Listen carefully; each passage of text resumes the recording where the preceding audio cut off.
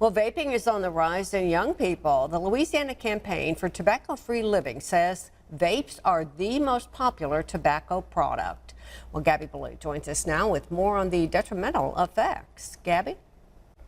Jennifer, I spoke with Jennifer Hainline, regional manager with the Louisiana Campaign for Tobacco-Free Living, and she says they are finding children as young as 10 to 12 years old who are using vapes. She says this is not only affecting the Arklamas, but even nationwide.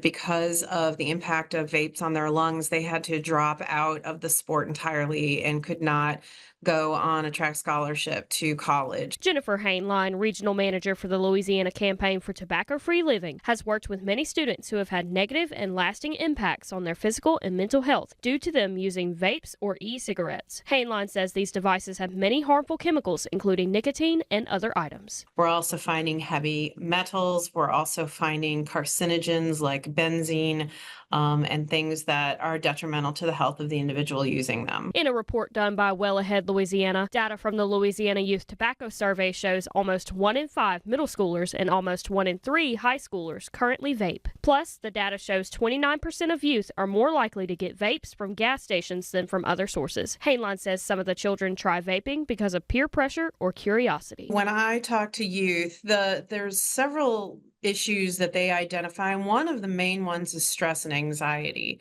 They feel like that they're experiencing a tremendous amount of pressure that's put on them for a variety of reasons. Officials say some of the immediate health effects vaping can have on children include increase in anxiety once the effects wear off and increased symptoms of depression. Some of the long-term effects include risk for cardiovascular disease, impaired blood vessel function, and an interruption in brain development. We see youth who immediately suffer difficulties with breathing.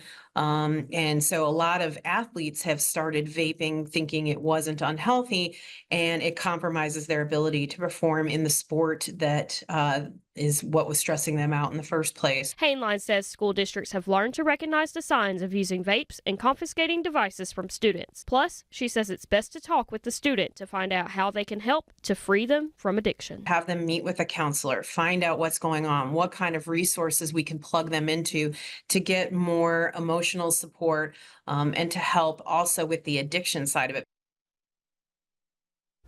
We'll have a link on our website at knoe.com with resources for parents on how you can help your child if they struggle with a nicotine addiction. Jennifer?